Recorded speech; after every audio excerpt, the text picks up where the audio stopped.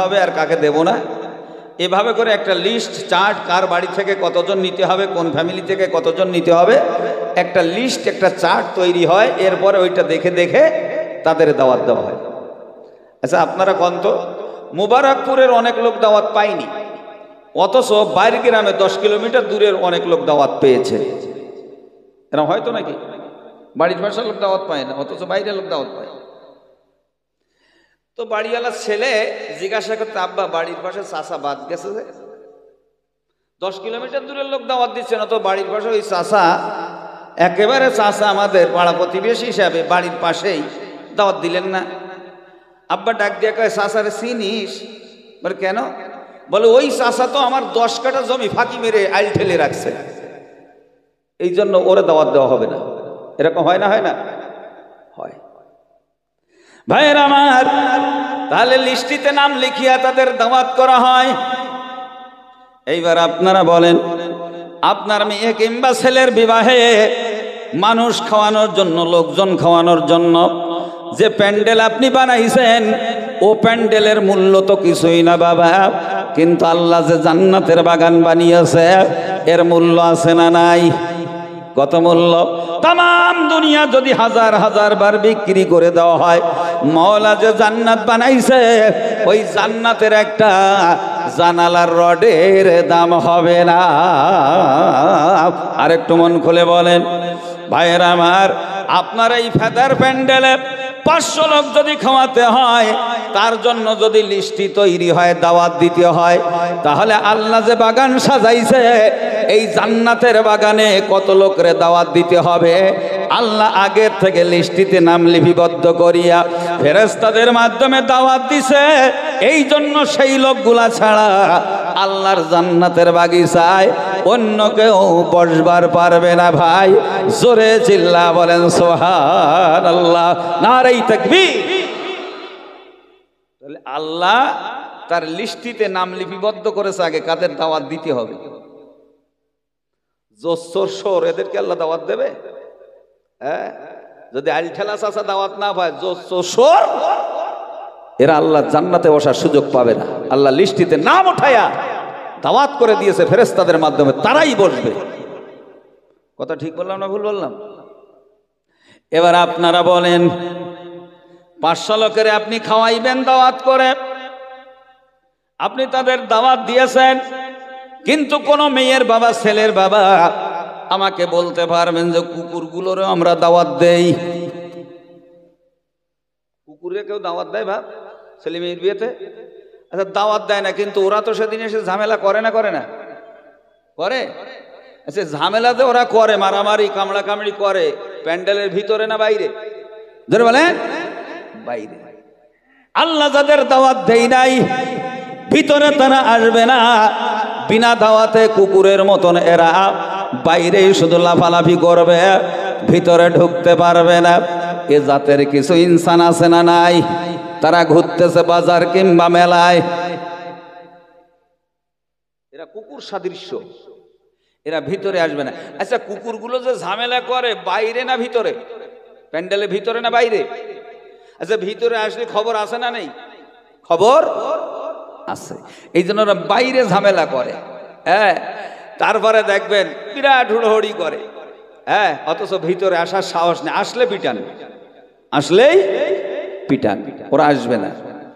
কিন্তু ভাইয়ের আমার, যাদের দাওয়াত দেওয়া হলো না তারা যদি এসে খায়, তাদেরকে আপনারা কি বলবেন? তাদের একটা নাম আছে। যারা বিনা দাওয়াতে খায় তাদের দুটো নাম আছে। কয়টা নাম?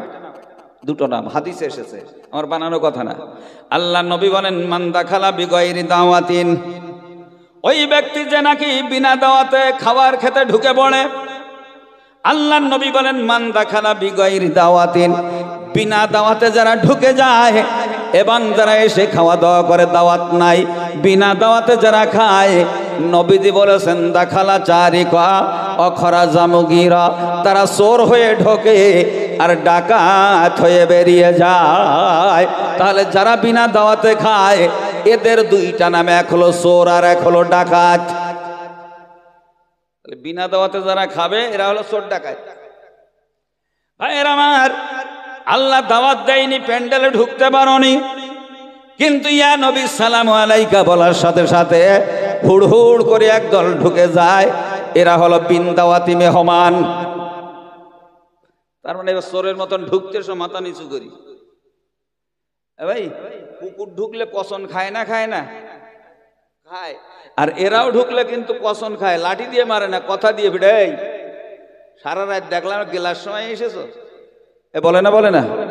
বলে না? এর থেকে মায়ের আছে? ইয়া নবী সালাম আলাইকুম বললে প্যান্ডেল ভরিয়ে দেয়, তখন আবার তাবারুকে কুলানো ভার, তার মানে ডাকাত করে বেরিয়ে যাচ্ছে। তো রাগ হচ্ছে বোধহয় নাকি? হ্যাঁ, এদের নাম দিয়েছে রসুল চোর আর ডাকাত, চোর আর ডাকাত, মনে থাকে যেন। ভাইয়ের আমার, আমরা কত বড় ভাগ্যবান। যদি বলেন কেমনে? 500 লোক যে আপনার বাড়িতে খায়, যে সে লোক দেখবে আর বলবেন নিশ্চয়ই এই লোকগুলো বাড়িওয়ালার কলস বন্ধু, নিশ্চয়ই এই লোকগুলো হলো বাড়িওয়ালার আত্মীয়, নিশ্চয়ই এই লোকগুলো হলো বাড়ির প্রিয় মানুষ, বাড়ির ভালোবাসার মানুষ। বাড়িওয়ালার এমন করে নিয়ারেস্ট লোক, কলস লোক না হইলে এই লোকগুলোর দাওয়াত দিত না। তাহলে লোক দেখে বোঝা যায় এ লোকগুলো হলো বাড়িওয়ালার একেবারে নিকটাত্মীয় হবে, একেবারে প্রিয় লোকজন হবে। যারা দাওয়াত পায় নিশ্চিত এই বাড়িওয়ালার প্রিয় লোক, তাই বোঝায় তো নাকি? না শত্রুগুলোর দাওয়াত করবে? যারা আইল ঠেলেছে, জমি ফাঁকি দিয়ে এনেছে, টাকা চট করেছে, এদের তো দাওয়াত দেবে না।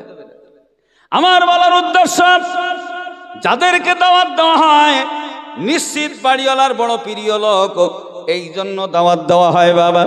ঠিক তদ্রূপ ভাবে জান্নাতের বাগিচাতে আল্লাহ যাদের বসায়, নিশ্চিত করে আমি বলতে পারি, আমি লিখে দিতে পারি আপনাদের খাতা কলমে, যেই লোকগুলো মাহফিলের ভিতরে জান্নাতের বাগানে বসে, এগুলো হলো আল্লাহর প্রিয় বান্দা বান্দি, নইলে আল্লাহ এদের দাওয়াত করে জান্নাতের বাগিচায় বসাতো না।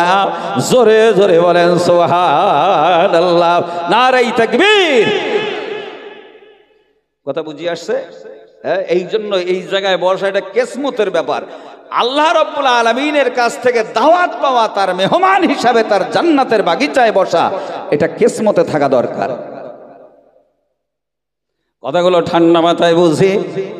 ভাইয়েরা আমার, এ মাহফিলের আয়োজন নামাজি বানাবার জন্য নয়, রোজাদার বানাবার জন্য নয়। আপনি রোজা রেখেও পারেন, নাও পারেন, আমি রিদাউল করিমের কোনো যায় আসে না। আমি বলবো না যে নামাজ পড়ো, পড়েন না না পড়েন, আপনি আর আল্লাহ বুঝবেন। আমি এসেছি কোরআনের কিছু কথা শোনাতে। কোরআন কেন নাজিল করেছে আল্লাহ? নামাজি বানাবার জন্য নয়, রোজাদার বানাবার জন্য নয়। মহান আল্লাহ বলেন কোরআন নাজিল করেছি আমি আল্লাহ একটাই কারণ, সেটা হলো মানুষকে প্রকৃত মানুষ বানাবার জন্যে। জোরে চিল্লা বলেন সুবহানাল্লাহ। কোরআন নাজিল হয়েছে মানুষকে প্রকৃত মানুষ বানাবার জন্যে। আমরা তো দুনিয়াতে সব মানুষ, কিন্তু সবাই কিন্তু প্রকৃত মানুষ না, সবাই কিন্তু প্রকৃত মানুষ না। এই প্রকৃত মানুষ বানাবার জন্য কোরআন পাঠিয়েছে আল্লাহ, যে তোমরা প্রকৃত মানুষ হও। ভাই যদি বলেন হুজুর আমরা মানুষ না তো অন্য কিছু, হ্যাঁ হতেই পারে। ভাই পকেট মার আছে না নেই?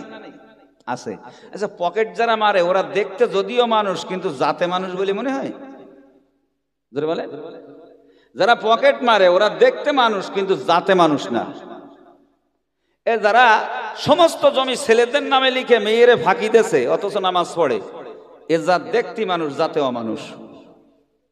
যারা মানুষ হয়ে মানুষ মার্ডার করে দেয়, এ যত বড় শিক্ষিত, দেখতে মানুষ, জাতে অমানুষ। এই নামাজ পড়ে মিথ্যা কথা বলে না? বলে না? বলে। আল ঠেলে না? ঠেলে না? ঠেলে। তাহলে নামাজ পড়ে এ লোকটা মানুষ হয়নি। এই জন্য আল্লাহ বলেন আগে মানুষ হও, পরে নামাজ পড়ো। আগে কি হও? মানুষ হও। যদি বলেন হুজুর প্রমাণ, আমি আপনাদের কাছে বলি বাবা, আল্লাহ নবী যখন নবুয়তের দায়িত্ব পেলেন, 40 বছর একদিন বয়স যখন, আল্লাহ তাকে নবুয়ত পালনের দায়িত্ব দিয়ে দিলেন। এবার থেকে তুমি কলেমার দাওয়াত দাও, মানুষকে দ্বীনের পথে ডাকো। আল্লাহর নবী কোরআনে কারীমের মাধ্যমে মানুষকে দিনের দাওয়াত দিতে লাগলেন। নামাজের কথা বলে না, শুধু বলে কুলু লা ইলাহা ইল্লাল্লাহু মুহাম্মাদুর রাসূলুল্লাহ। এইভাবে করে দ্বীনের দাওয়াত, কোরআনের দাওয়াত, কলেমার দাওয়াত দিলেন 13টা বছর ধরিয়া। 13টা বছরের ভিতরই আল্লাহর নবী কাউকে নামাজের কথা বলতেন না বাবা, কারণ তখনও নামাজ আসি নাই। এই 13 বছর ধরে কোরআনে কারিম দিয়া অমানুষগুলোরে মানুষ বানিয়েছিলেন। জোরে জোরে বলেন সুবহানাল্লাহ, নারে তাকবীর। এই 13 বছর যারা ছিল অমানুষ, তা বলতে লাঠি নিয়ে লাফ মেরে পড়তো, তা বলতে মানুষ মার্ডার করে দিত। যেমন হযরত ওমর রাসূলকে মার্ডার করতে বেরিয়েছে। চিন্তা করেন, এই মানুষগুলোকে মানুষ বানিয়েছে কোরআনে কারিম। জোরে বলেন সুবহানাল্লাহ, সুবহানাল্লাহ। এর দ্বারা প্রমাণিত হলো, আমি ঘটনা বলবো না, শুধু বুঝাতে চাইছি কোরআন এসেছে অমানুষদের মানুষ বানাতে, অমানুষগুলোকে মানুষ বানাতে। এই জন্য 13 বছর মানুষ বানাইছে রাসূল। তারপরে বলল নামাজ আদায় করো। মেরাজের রাত্রিতে নামাজ আসলো। এইবার মানুষ হয়ে যদি নামাজ পড়ে, এই মানুষ জীবনে কোনোদিন পচা বেগুন, পোকা বেগুন তলাই দিয়ে উপরে ভালো বেগুন দিয়ে মার্কেটিং করবে না। করবে? ব্যবসা করবে? করবে না। কিন্তু তুমি যদি অমানুষ হয়ে যদি নামাজি হও, তুমি বাজারে যেয়ে ভেজাল মারবাই মারবা, এতে কোনো সন্দেহ নাই। এই জন্য আগে আমাদের মানুষ তৈরি হতে হবে। ভাইয়ের আমার, আমি আপনাদের কাছে বলি, কোরআন এসেছে প্রকৃত মানুষকে মানুষ বানাবার জন্য। এই জন্য পৃথিবীতে 4500-এর মতন কম বেশি ধর্ম রয়েছে। কোন ধর্মের মানুষের ভিতরে, কোন ধর্মের মানুষের ভিতরে প্রকৃত মানুষ পাওয়া যায় না। কিন্তু ইসলাম ধর্মের ভিতরে কম থাক আর বেশি থাক, প্রকৃত মানুষ ইসলাম ধর্মের ভিতরে আছে। জোরে চিল্লা বলেন সুবহানাল্লাহ, নারে তাকবীর। কোন জাতির ভিতরে, কোন ধর্মের মানুষের ভিতরে প্রকৃত মানুষ একটাও নেই। ভাই যদি বলেন হুজুর তার প্রমাণ, আমি আপনাদের কাছে বলি, এ গরু পেশাব করে না ভাই? গরু যখন পেশাব করে ওরা পানি নেয়, কুলুক টুকুলুক নেয়? নেয় না। এই কেন নেয় না? আসলে যাতে তো অমানুষ, পশু তো, এই জন্য পানি নেওয়ার দরকার নেই। অথচ আমরা নিজেদেরকে মানুষ বলে দাবি করে আমরা যদি পেশাব করে পানি না নেই, তাহলে গরু নামের পশু আর আমি দুপাইয়ে পশু এক হবে না আলাদা হবে ভাই? এও অমানুষ। কথা ঠিক বললাম না ভুল বললাম? এই জন্য পৃথিবীর ভিতরে মুসলমান জাতির ভিতরে অনেকে পানি নেয় না, অনেকে নেয়। কথা ঠিক বলছি না ভুল বলছি? কিন্তু অন্য ধর্মের কেউ পানি নেয় না। এই জন্য অন্য ধর্মের মানুষেরা সব অমানুষ, সব পশু তুল্য। কথা বুঝাতে পেরেছি? কিন্তু আমাদের ভিতরে যে সব মানুষ তা না, কিছু আছে মানুষ আর কিছু অমানুষ। এই অমানুষ জীবনে জান্নাতে যাবে না, যারা দাঁড়িয়ে পেশাব করে, পানি নেয় না, কুলুক ব্যবহার করে না। তবে আমাদের ইসলাম ধর্মের ভিতরে এরকম কিছু যুবক আছে না? নেই? তোমার মতন জানোয়ার জীবনে জান্নাত পাবা না। এখনো তওবা করো, ফিরে আসো। আমি আপনাদের কাছে বলি বাবা, কত অমানুষ দুনিয়াতে রয়েছে। যত বড় শিক্ষিত হোক, সব কিন্তু শিক্ষিত হইয়া মানুষ হয় না, অমানুষও থাকে। আমি আপনাদের কাছে বলি, আল্লাহ কোরআনে এক জায়গায় বলেছেন, ওয়াকাদা রাব্বুকা আল্লা তা'বুদু ইল্লা ইয়্যাহু ওয়া বিল ওয়ালিদাইনি ইহসানা। আল্লাহু আকবার বলেন। মহান আল্লাহ বলেন, তোমার প্রভুর পক্ষ থেকে রায় ঘোষণা হয়েছে, আমি আল্লাহর ইবাদত করবার পরে তোমরা তোমার মাতা পিতার ইবাদত করবা। আমি আল্লাহর ইবাদত করবা রোজা নামাজের মাধ্যমে, আর মাতা পিতার ইবাদত করবা খেদমতের মাধ্যমে। জোরে বলেন সুবহানাল্লাহ। তাহলে আল্লাহর ইবাদত হবে নামাজ, রোজা, হজ, যাকাত, তাসবিহ, তাহলিলের মাধ্যমে, আর মাতা পিতার খেদমত হবে সেবা যত্নের মাধ্যমে। জোরে জোরে বলেন সুবহানাল্লাহ। ভাইয়ের আমার, বলেছেন কে কথাটা? জোরে বলেন। আল্লাহ বলেছেন। কথাটা কে বলেছেন? আচ্ছা, বলেছেন না হুকুম দিয়েছেন? হুকুম, রায় পাশ হয়েছে, রায় আদালতের থেকে রায় বের হয়েছে। আল্লাহ রায় বের করেছে, আমার ইবাদতের পরে মাতা পিতার সেবা যত্ন করবে, এটা আল্লাহর হুকুম। বলিনি, আল্লাহ হুকুম করেছে। নির্দেশ তোমার প্রতি, তোমাদের প্রতি। আচ্ছা বলেন তো, নামাজ পড়া কার নির্দেশ? আল্লাহর। আর মাতা পিতাকে খেতে দেওয়া, আদর যত্ন করা কার নির্দেশ? আল্লাহর। আচ্ছা এই আইনি যারা বুড়ি আঙ্গুল দেখিয়ে মা বাবার সেবা যত্ন করে না, খেতে দেয় না, এরা মানুষ না অমানুষ? ধরে বলতে হবে। যদি ডাক্তার হয় তবুও, মাস্টার ডিগ্রি পাস করলে তবুও, কারণ আল্লাহর আইনকে বুড়ি আঙ্গুল দেখিয়ে মাতা পিতার ভাত বন্ধ করে দিয়েছে। এটা অমানুষ। কিরকম অমানুষ আমি বলি ভাই, পৃথিবীতে মানুষ ছাড়া অন্য যত জানোয়ার আছে, যত পশু আছে, হ্যাঁ ভাই, যেমন ধরুন কুকুর, ভাইয়ের আমার বছরে 4-5টা করে বাচ্চা দেয়। জনম দুঃখিনী মা এই কুকুর কত কষ্ট করে বাচ্চাগুলোকে লালন পালন করে বাবা, নিজে না খাইয়া বাচ্চাদের খাওয়ায়, আবার অন্যত্র থেকে বাবা জন্মের খাওয়া খেয়ে এসে বাচ্চাদের সামনে বমি করে নিজের পেটটা খালি করে বাচ্চাগুলোরে খাওয়ায়। কথা ঠিক বললাম না ভুল বললাম ভাই? ভাইয়ের আমার, যেই মা দুঃখিনী এত কষ্ট করে বাচ্চাগুলোরে লালন পালন করে, ওই কুকুর নামের মা দুঃখিনী যখন দুর্বল হয়ে যায়, মরণাপন্ন অবস্থা হয়, আপনারা কি বলতে পারবেন ও তার পেটের বাচ্চাগুলো তারা কামাই করে মারে খাওয়ায়? খেতে দেয় যে মা এত কষ্ট করেছে, তা আমরা অন্তত মারে দুটো খাওয়াই। কোথা থেকে এরি আসমান দেখেছেন? দেয় দেয় না কেন? তো কুকুরের বাচ্চা অমানুষ, ও তো কুত্তার বাচ্চা অমানুষ। এই জন্য মার এই যে কষ্ট, এ অস্বীকার করে, মার খোঁজ খবর নেয় না, বাবার খোঁজ খবর নেয় না, যেহেতু জাতেও অমানুষ, যেহেতু কুত্তা। এবার আপনারা বলেন, যেই মা বাবা এত কষ্ট করে তোমার লালন পালন করলো, লেখাপড়া শিখাইলো, চাকরি বাকরি পাইলা যে মা বাবার কারণে, যে মা বাপ তোমার জন্য ঘুমাইতে পারে নাই, ঠিক মতন খাইতে পারে নাই, ওই মা বাবা অসহায় হয়ে গেলে, বয় বৃদ্ধ যখন হয়ে যায়, তুমি যদি মাতা পিতাকে খেতে না দাও, কুকুরের বাচ্চা তার মারে খেতে দেয় না, তুমি মাস্টার ডাক্তার হইয়া, শিক্ষিত হইয়া, আশরাফুল মাখলুকাত হইয়া মা বাবারে খেতে দাও না, তুমি আর কুত্তার বাচ্চার ভিতরে কোনো ব্যবধান থাকে না। কথা ঠিক বললাম না ভুল বললাম? জোরে বলেন, ঠিক বলি না ভুল বলেছি? আইনত ঠিক না? আইনতই যেটা ঠিক ওইটাই সঠিক, ওইটাই সঠিক। কারণ আল্লাহর আইনে বুড়ি আঙ্গুল দেখিয়ে মাতা পিতার ভাত বন্ধ করে তুমি তাসবিহ টিপতেছ, আল্লাহর কসম করে বলি, তোর নামাজ, রোজা, হজ, যাকাত তোকে নাজাত করে আল্লাহর জান্নাতের দোরগোড়ায় পৌঁছাতে পারবে না।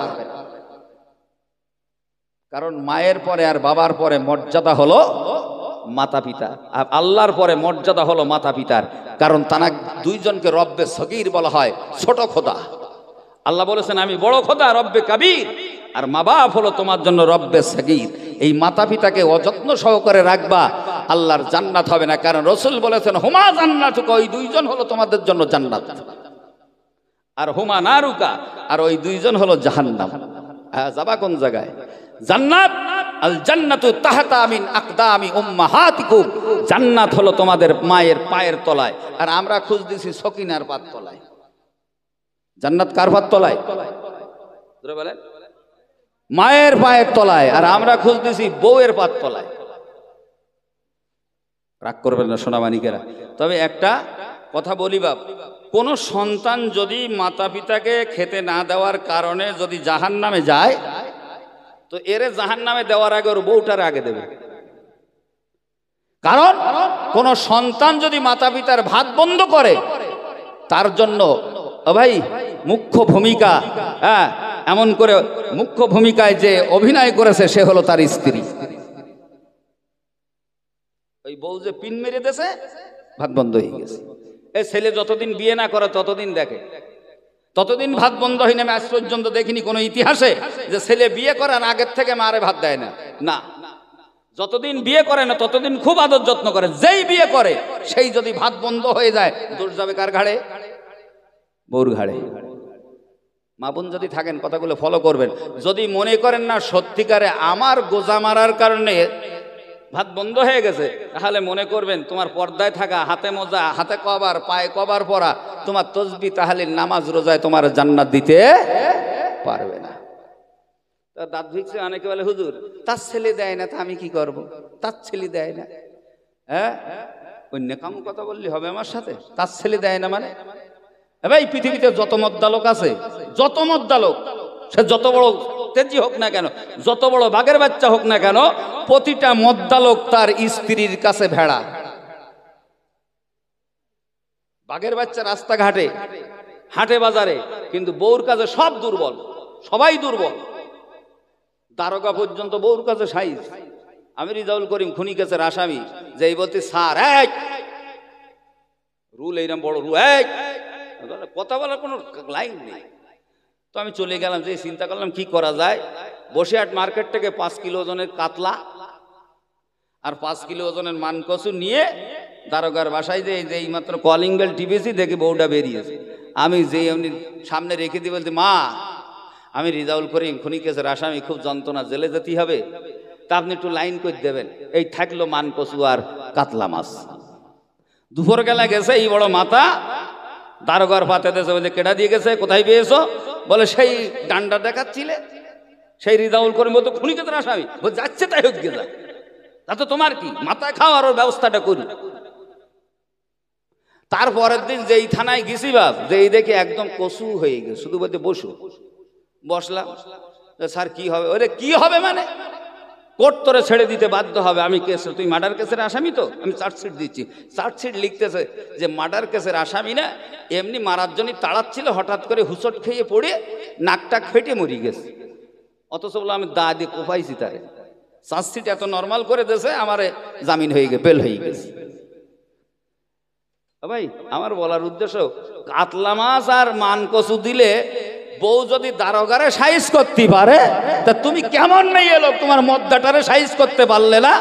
দুপুটা চোখের বাণী যদি কানতে, কি হয়েছে, তোমার মারে ভাত না দিলে আমি তোমার ভাত খাবো না, তোমার বাপেরে ভাত না দিলে আমি খাবো না। দুচ্চা দিনে আমি কানলি, যত বড় মদ্দালোক হোক, এই তার মা বাবারে ভাত দিত না? এরাম কান্নাকাটি করেন, শুধু পিনিক মেরেছো, দিও না, দিও না, হ্যাঁ, আর নামাজ চালাছো জম্মে চালান, তোমার জান্নাত। অত সুবিধে না। এরকম শয়তান দুটো আছে না গ্রামে গঞ্জে? এরকম শয়তান বৌমা আছে না? আছে। বলে এরে নিয়ে আসিস কেন রে? ফতেমার জীবন এটা বলবে, যেটা বাস্তব কথা তাই বলতেছি, যেটা বাস্তব আমি তাই বলতেছি। ভাইয়ের আমার, কথাগুলো ঠান্ডা মাথায় বুঝিয়ে, তাহলে যারা এমন করে শ্বশুর শাশুড়িকে, মাতা পিতাকে যারা খেতে দেয় না, এরা যত বড় শিক্ষিত হোক, যত বড় চাকরিজীবী হোক না কেন, আল্লাহর কোরআন বলেছে এ জাত হলো দেখতে মানুষ, জাতেও মানুষ। ভাইয়ের আমার, যদি বলেন কোরআন কোথায় বলেছে, আমি আপনাদের কাছে বলি বাবা, ওয়ালাকাদ যারানা লিজাহান্নামা কাসীরাম মিনাল জিন্নি ওয়াল ইনস লাহুম কুলুবুন লা ইয়াফকাহুনা বিহা ওয়া লাহুম আ'য়ুনুন লা ইবসিরুনা বিহা ওয়া লাহুম আযানুন লা ইয়াসমাউনা বিহা উলাইকা কাল আনআম বাল হুম আদাল উলাইকা হুমুল গাফিলুন। আল্লাহু আকবার বলেন। মহান আল্লাহ বলেন, অধিকাংশ মানব আর দানব এরা জাহান্নামে যাবে। কারা জাহান্নামে যাবে? মানব আর দানব অধিকাংশ জাহান্নামে ঢুকে যাবে। এরা খোরাকি হবে জাহান্নামের। কারা কারা যাবে? আল্লাহ বলেন, যাদের অন্তর দিলাম বুঝলো না, চোখ দিলাম দেখলো না, কান দিলাম যারা শুনলো না, এ জাত হলো চতুষ্পদ জানোয়ার। শুধু তাই না, বালহুম আদল, এরা হলো চতুষ্পদ জানোয়ারের চাইতে নিকৃষ্ট। আল্লাহ বলেন অন্তর দিলাম বুঝলো না। তাহলে কোরআনের অপরাধ আল্লাহ বলছেন, আমি আল্লাহর পক্ষ থেকে রায় ঘোষণা হয়ে গেছে, মাতা পিতার খেদমত করবা, তাদের আদর যত্ন করবা, তাদের প্রয়োজন মিটিয়ে দেবে, আল্লাহর হুকুম। তাহলে আমরা যারা বুঝলাম না এই আয়াত অনুযায়ী, আমরা হলাম চারি পেয়ে জানোয়ার, বরঞ্চ তার থেকে অনেক নিকৃষ্ট। চোখ আছে দেখলাম না, মা না খেয়ে অসুস্থতায় এমন করে বেডে শুয়ে শুয়ে কাতরায়, একটু ওষুধ এনে দিলাম না? যে চোখ দিয়ে মা বাবার করুণ অবস্থা দেখে 2 টাকার ওষুধ এনে দেওয়ার ক্ষমতা নাই, থাকলেও তুমি দাও নাই। এই ধরনের জানোয়ার যেগুলো রয়েছে, এরা আল্লাহর হুকুম অমান্য করেছে, এদের জন্য মাওলার জান্নাত হবে না। কান আছে, মা বলছে খোকা দীর্ঘদিন দাঁত যন্ত্রণা, মাথা যন্ত্রণা, আমার অন্তত 10 টাকার ওষুধ এনে দে। এই কান থাকতে যে মাতা পিতার কথা শুনলো না, কোরআন হাদিসের কথা শুনলো না, এ জাত হলো চতুষ্পদ জানোয়ার, বরং বালহুম আদাল, চতুষ্পদ জানোয়ারের চাইতে নিকৃষ্ট। এই জন্য আমি আপনাদের কাছে বলি বাবা, আল্লাহর হুকুম হলো নামাজ আদায় করো, সেই আল্লাহ হুকুম করেছে মাতা পিতার খেদমত করো। জোরে জোরে বলেন সুবহানাল্লাহ। নামাজ যদি ফরজ হয়, তাহলে মাতা পিতার খেদমত করাটাও ফরজ। সেইটা বাদ দিয়ে ভাই নামাজটা আল্লাহর হুকুম। নামাজটা কার হুকুম? আল্লাহর হুকুম, এটাও আল্লাহর হুকুম। তবে নামাজ এটা বলেছেন, আল্লাহ বলেছেন আমার হুকুম একটা ইবাদত, কিন্তু মাতা পিতার ব্যাপারে আমি আল্লাহ বলছি আমার পরের রব হলো তোর মা বাপ। তাহলে সেইটা আগে না? কি বলেন? ওইটারে বাদ দিয়ে নামাজ কোনো কাজে আসবে না, রোজা কোনো কাজে আসবে না, সবে কদর বলেন, সবে বরাত বলেন, কোনো কিছুতে তোর নাজাত নেই। মারে 2 ভাত দিকে যা, মাতা পিতাকে কষ্ট দিও না। আল্লাহ চাইলে তোমার 2 ওয়াক্ত নামাজ যদি মিসও হয়ে যায়, আল্লাহ চাইলে মা বাবার দোয়ায় তুমি পার পেয়ে যাবে। কিন্তু সব নামাজ পড়বার পরে নামাজ যতই থাক না কেন, মা বাপ কষ্ট পেলে তোর জীবনে সব নামাজ মিলে তোরে বাঁচাতে পারবে না। কত যদি ভুল বলি প্রোটেস্ট করবেন যেন আপনি ভুল বলেছেন। হ্যাঁ, এই কোনো একটা জিহাদ করা ফরজ না? জিহাদে যাওয়া কি? জিহাদে যাওয়া নামাজের মতন হুকুম। জিহাদে যাওয়া, রসুল যদি ডাক দেয় জিহাদের জন্য, সব ছেড়ে দিয়ে জিহাদে চলে যাও।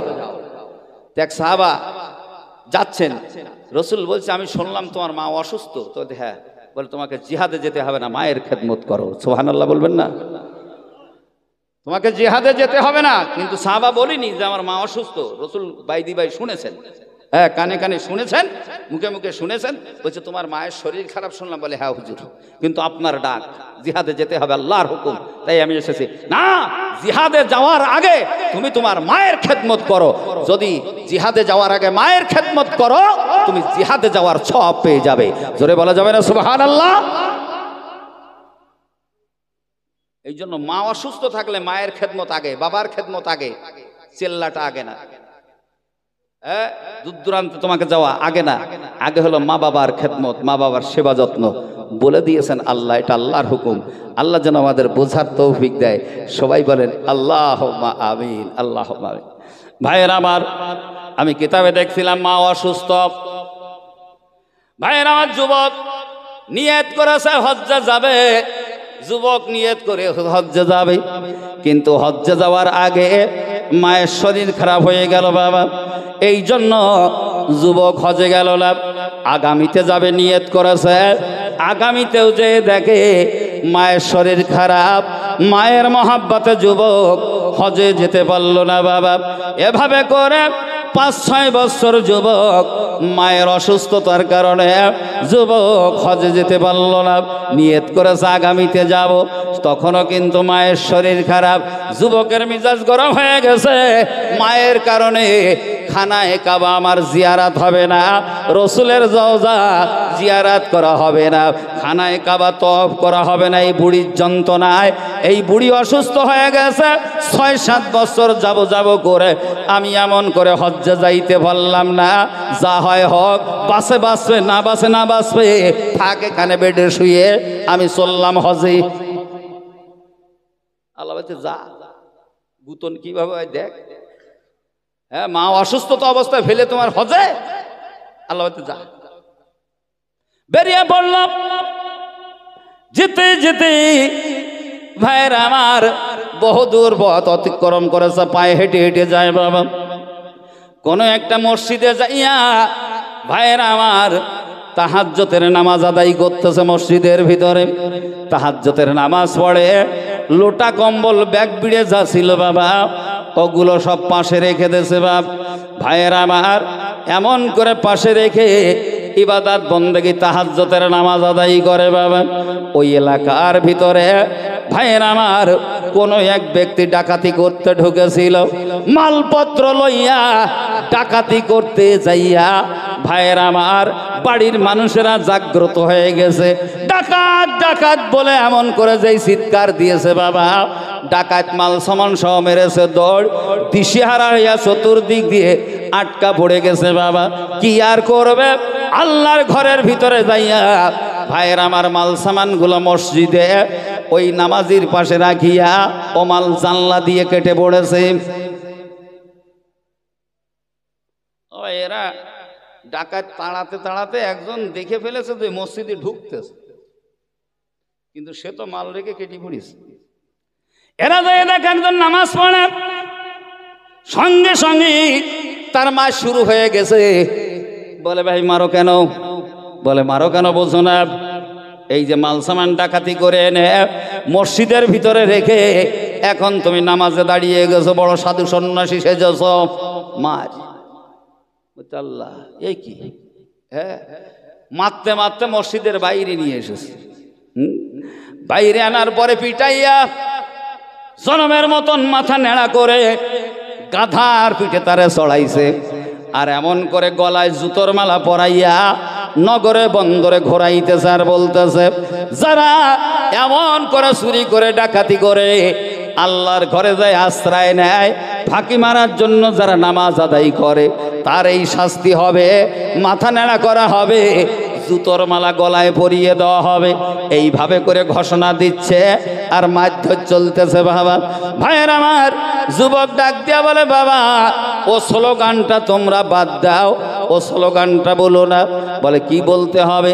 বলে এইটা অন্তত বলো, মায়ের আদেশ অমান্য করে যদি কোনো সন্তান আল্লাহর ঘরে হজ করতে যায়, তার গুতনটা এইভাবে চলবে।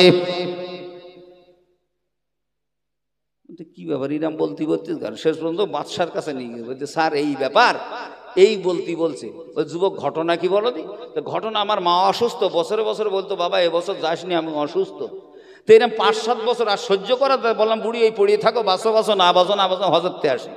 এখন হজ্জে এসে আমি তো চুরি করিনি স্যার, চুরি কে করেছে না করেছে আমি জানিও না, আমার পাশে মাল সামান থুই হয়তো পালেই এখন মার খেয়ে মরতে যান। হ্যাঁ, বুঝতে পারেননি কথাটা? এই জন্য মা যদি অসুস্থ থাকে, বাবা যদি অসুস্থ হয়, কোটিপতি হলেও তুমি তাদেরকে রেখে, তারা যদি নিষেধ করে, হজ্জেও যাইতে পারবা না অসুস্থ অবস্থায় রেখে। অত সহজ না আল্লাহর জান্নাত পাওয়া।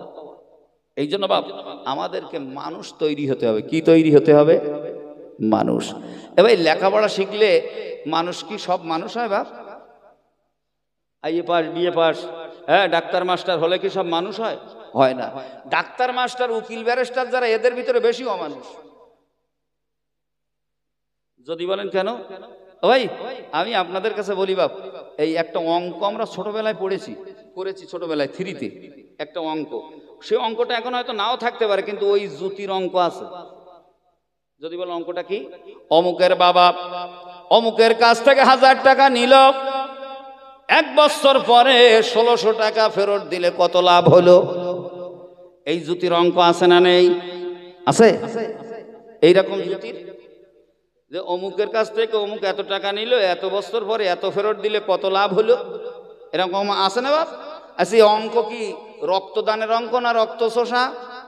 ধরে বলেন, রক্ত শোষা। আচ্ছা, এই অঙ্ক কষে কষে কষে কষে চাকরি ফালি, ও জনগণের উপকার করবে না রক্ত শুষে খাবে? এই জন্য যে যত বড় অফিসার হয়েছে, তার কাজ গেলে তত বড় ঘুষ দিতে হয়, মানে রক্ত চষবে তোমার। কথা বলা মিথ্যে বললাম নাকি? হ্যাঁ, তাহলে যারা পরের রক্ত, গরিবের রক্ত চুষে চুষে খায়, জনগণের রক্ত যারা চষে ঘুষ নেয়, এরা দেখতে মানুষ, যাতে, যারা বলতে হবে, যাতে অমানুষ। ভাই যারা কন্ট্রাক্টর হয়েছে, শিক্ষিত লোক না? যে যত বড় কন্ট্রাক্টর, সে তত বড় চোর। ওদের পেট ফেড়ে দেখেন, বড় বড় 12 রড, 8-এর রড, 20-এর রড, সব ওদের পেটের মধ্যে, রড বালি সিমেন্ট সব ভর্তি। না মিছে কথা বললাম? রাগ করবেন ভাইয়ের আমার। মানুষ হয়েছে মুসলমানদের ভিতরে আলেমরা, আলেম জীবনে পকেট মেরেছে শুনেছেন। মানুষ হয়ে আলেম নামের মানুষ কোন মাওলানা কাউকে হত্যা করে দিয়েছে শোনেননি বাবা? এরা জীবনে ঘুষ খায় না, এরা জীবনে আল ঢালে না, কারণ কোরআন এদেরকে প্রকৃত মানুষ বানিয়েছে। জোরে জোরে বলেন সুবহানাল্লাহ। ভাইয়ের আমার, আপনারা যারা বসে আছেন আর মাদ্রাসায় পড়ে আলেম হওয়া সম্ভব না, এই জন্য দ্বীনের মজলিসে বসলে কোরআন হাদিসের কথা আলেমদের কাছে শুনলে এভাবে করেও কোরআন মানুষকে মানুষ বানিয়ে দিতে পারে। জোরে জোরে বলেন সুবহানাল্লাহ, নারায়ে তাকবীর। ভাইয়ের আমার, এই ধরনের বয়ানের ব্যবস্থা বাবা, এই ধরনের মাহফিলের ব্যবস্থা ইসলাম ধর্ম ছাড়া পৃথিবীর কোন ধর্মের ভিতরে নাই। কথা ঠিক বললাম না ভুল বললাম? কোন ধর্মের ভিতরে এই ধরনের মজলিস তৈরি হয়? হিন্দুদের হয়তো কি শেখবে সেখানে মানুষ বানাবার জন্য? ওই শুধু এক কথা 14 বার, হরে কৃষ্ণ কৃষ্ণ কৃষ্ণ কৃষ্ণ কৃষ্ণ হরে হরে। ওতে কি বসবে সে? ওই ছাড়া তো আর কিছু না। তারপরেও শোনে না সবাই। আমি যাচ্ছি সেই গোকুলপুর পার হয়ে আমরা কেওসার দিকে ওয়াজ করতে, যে দেখি গোকুলপুরি এখন ওই হরে কৃষ্ণ হচ্ছে অষ্টম প্রহার, তো শুধু দেখে ঢোল বেড়ি হচ্ছে, কিছু লোকজন আছে তো ভালো, অষ্টম প্রহার চলতেছে। রাত 2টোর সময় যখন ফিরতেছি তেঁতুলিয়া ব্রিজের উপরে, তখন শুনি আওয়াজ হচ্ছে টুং, আবার কিছুক্ষণ পরে টুং, এরকম আওয়াজ। আমি বললাম তাহলে ওরাই হবে। এসে দেখি কেউ নেই, শ্রোতা বলে কেউ নেই। দুটো ওই স্টেজের উপরে ঢোল নিয়ে একটা ওই কিছু সময় পরে যেই মারে টুং করে আওয়াজ হয়, আবার কিছু সময় পরে আরেকজন ছাড়ে।